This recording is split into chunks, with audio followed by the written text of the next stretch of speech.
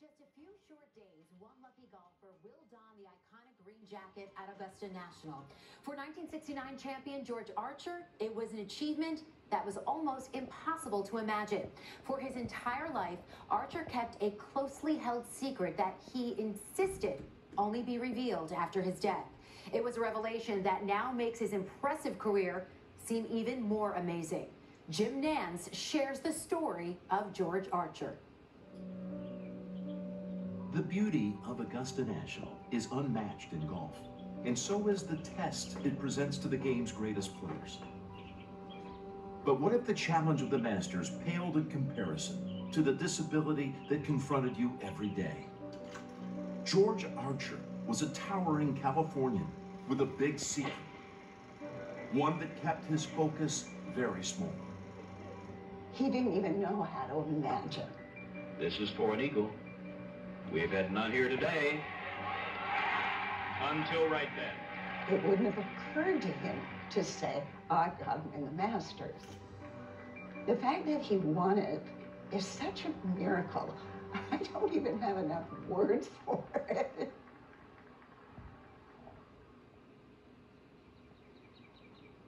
At the heart of George's story is one of the few people with whom he shared his secret, his wife, Donna. They met in 1960, just as his career was getting underway. Deeply in love, George decided he must confide to Donna what he wanted no one else to know. The man who would become renowned for reading greens couldn't read or write. I said, no problem. I'll teach you how to read. That's how naive I was. Donna and George worked on his literacy skills, but they quickly became partners with a different shared goal: to help him succeed on the PGA Tour. He could write his name. He learned to write my name. I taught him how to write I love you, so he could write it to me. She obviously had to tell him, you're in charge of playing golf. I'll take care of everything else. You just go play. Don't worry about what you shoot. Go play. Give it your best shot. It's us against the world. By his 5th year on tour, the 6'6" Archer had won 6 times. That success and his charisma helped conceal his secret. I think George, as he went through his life, had unique ways of coping with life that didn't give himself away. If you offered him a newspaper, he might say, I don't really want to read it, just tell me if the Giants won. If he had autographs, he usually would say to the person, well, give me your card and I'll send you an autograph photo. He was quite practiced about slipping away from whatever he didn't want to be involved with. The '69 Masters was George's 3rd trip to Augusta. But that 3rd time did not look like a charm. Stricken by a stomach bug, he almost missed the tournament. And Archer's got it going again. However, he teed up, and after 54 holes, his name was on top of the leaderboard. George Archer goes 7 under par. On Sunday, tied for the lead with Billy Casper and Tom Weiskopf on the 15th hole. From 200 yards. George hit his 2nd shot into the water. You don't want to hear what my thought was. It went through my mind. I can't say that, but it wasn't a happy thought. Many of the game's best have seen their Masters' hopes drown in the waters on the 2nd 9.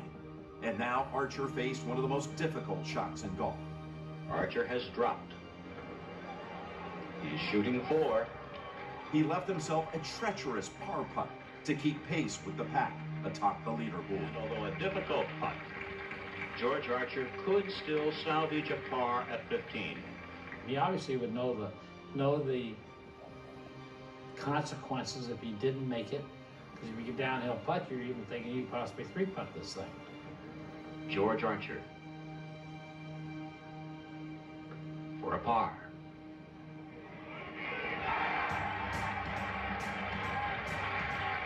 He saw that line directly into the hole, and he just putted it right into the hole. And that's what won him the Masters. Magnificent shot. Archer ensures his share of the lead. Boosted by his amazing up and down at the 15th, Fine shot by George Archer. George parred the final 3 holes to win the green jacket over a trio of players. This is round 7 under par. He played even par today. Augusta National is special to anybody who has ever had the experience, whether they're in the gallery, whether they won the tournament. He wouldn't have aspired to it, but he loved it. Once it was over. Well, I'm very happy the tournament is over today and we don't play tomorrow, because I would not like to have to go out and play these 4 gentlemen tomorrow. I'm very happy that today was enough. And I can't say As the years went on, he appreciated the Masters win even more than he might have at the time. But he was always looking forward, you know, never backward. Once dubbed the golfing cowboy, George Archer was now the proud owner of the green jacket. But with his Augusta triumph came much more attention, and new endorsement opportunities quickly became a nightmare. They were shooting a commercial, and he didn't sleep at all the night before. He finally threw away the script and said, "I'm not reading the script." We tried to memorize it all that night and improvised, and it took 32 takes. It was awful, just awful. Throughout his whole life, we were experimenting. We tried tutors, we tried a specialist in reading problems, and he would go right up to the fence and stop. And it literally was as if he slammed into a cement wall. Literally, that's what it felt like. It felt like that to him, and it felt like that to me. It was really heartbreaking. Perhaps most heartbreaking of all for George was that at the height of his career, his inability to take a written test prevented him from representing the United States in the Ryder Cup. He would say, "Well, it's a team sport, I'm not a team player." He had a litany of excuses. But the real reason was he did not have a Class A card, which was required on the tour if you wanted to play in the Ryder Cup. And the reason he didn't have it was a written test. Even after a diagnosis of dyslexia, George Archer ultimately made peace with the fact he would never be able to truly read and write, and he was prepared to take that to the grave. I asked him how he would feel if we talked about it after he died, in order to some way help children who suffer the same way he did. And he said, "If you think it will help, yes, you can talk about it, but not till I'm dead." So the idea that he might help somebody, I think, would be his final wish. In 2006, a year after George's death, Donna wrote an article detailing his struggle. Inspired by the positive response, she created the George Archer Foundation to help children with dyslexia. Now, George Archer's legacy goes well beyond that one glorious week at Augusta. It was a great partnership, and that we overcame huge things. And I would say, thank you, George.